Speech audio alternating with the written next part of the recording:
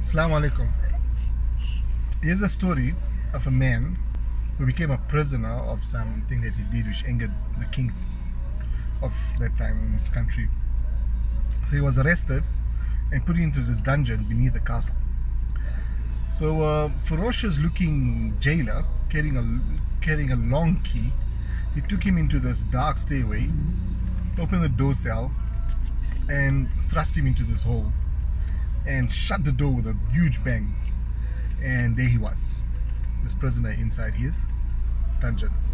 So he stayed in this dungeon for a long time, about 20 years. And each day the jailer will come, open the big door and give him his food, his bread and his water, and close the door again. So after 20 years, this prisoner says, you know what, he can't stand this anymore. This is going on for too long now.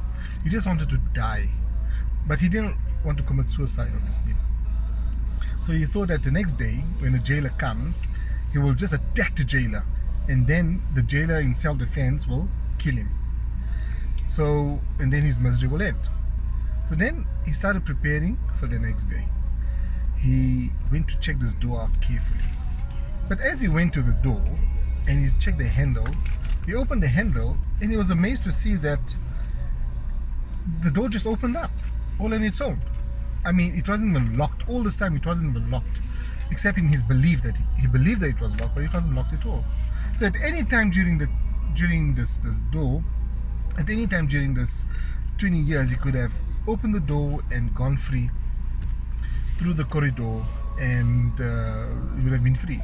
So he went out through this passage, up the stairs, and up the stairs the two soldiers were chatting. They made no attempt to stop him. He crossed a big great yard of the jail and no one bothered him. He went to the big door and the two guards were there. They opened up and he went out and he walked out a free man. So he went home untouched and lived happily ever after. So he realized he could have actually left like any time during those long years. But since his arrest, if he had known that he could leave, he would have left. He was not captive of stone and iron, but he was captive of a false belief that he was in prison, but actually he wasn't locked in at all. So it may be safe to say that we are all prisoners to some extent of our own making. We find ourselves imprisoned by anger or resentment, remorse, or even the belief that there are no other options in our lives. There are no options for us in our lives or our jobs, and we are locked into what we're currently doing.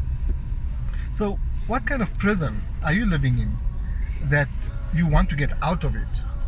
The prison is our thoughts, and the key to our release is the desire to be freed from those limiting thoughts.